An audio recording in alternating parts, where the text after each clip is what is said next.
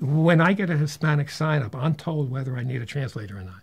So if I do, I have either Cynthia or Evelyn call the client with me. We make an appointment, and we say to them, look, Stan's going to need a translator because we want to be absolutely sure we're hearing the right thing, not trying to impress anybody, you know, how smart I am.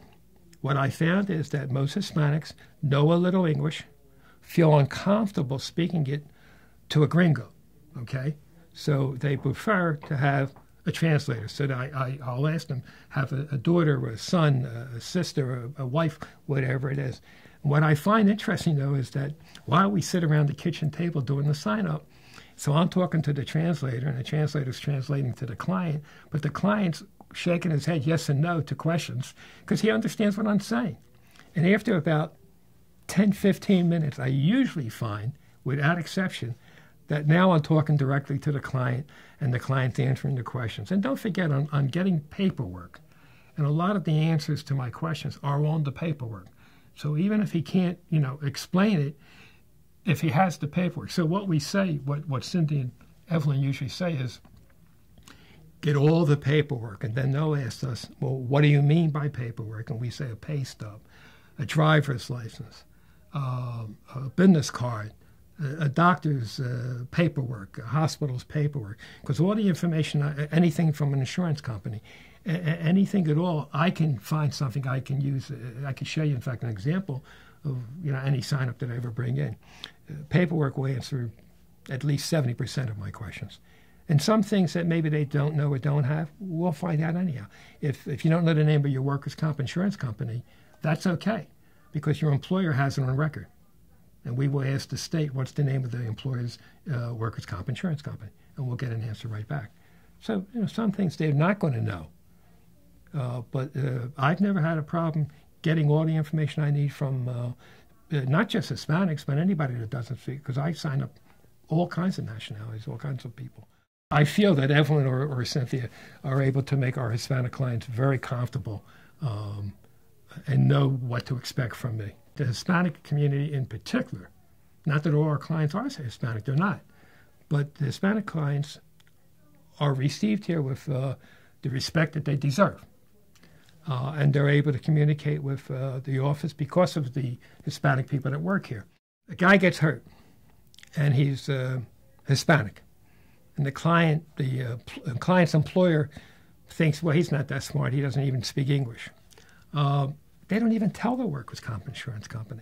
So that's problem number one.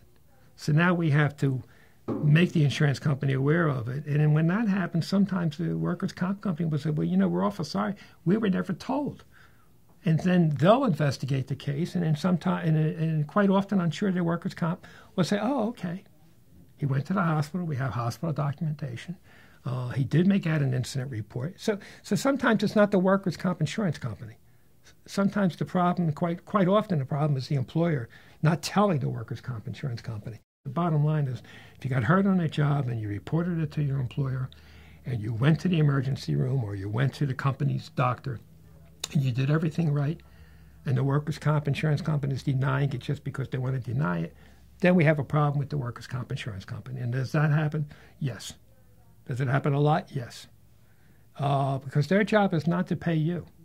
Workers' comp, anybody that thinks about insurance should understand one thing.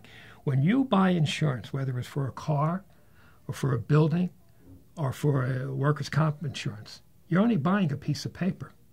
And that piece of paper costs about 3 cents or maybe a nickel. And that $2,000 that you're paying for that policy is going in the insurance company's pocket. Now you get hurt, and you're messing up the whole system, because now that same $2,000 is coming out of their pocket, and it's going to pay your doctor bills and your prescriptions and your, physical therapy. Well, they don't want to do that. So do insurance companies do that because of that reason? Yes. We've seen it, 1,000 times, not 100, but 1,000 times, or many thousands of times, because this is all about money. And so you need to be protected, because you're not going to beat the insurance companies at a hearing.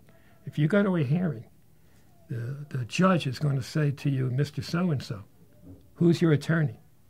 Because if you've ever been to a workers' comp hearing, you would know there's a lot of attorneys in the place. And they call your name, and you don't have an attorney with you.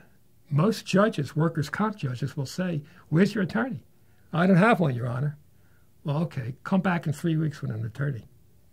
Because you're not going to be an insurance company attorney. You don't have the first idea what he's going to say. So you need an attorney sometimes. Should you need an attorney? Absolutely not. If you get hurt on the job, and you really got hurt on the job, and you did everything right, there's no way in the world you should need an attorney. But unfortunately, you do.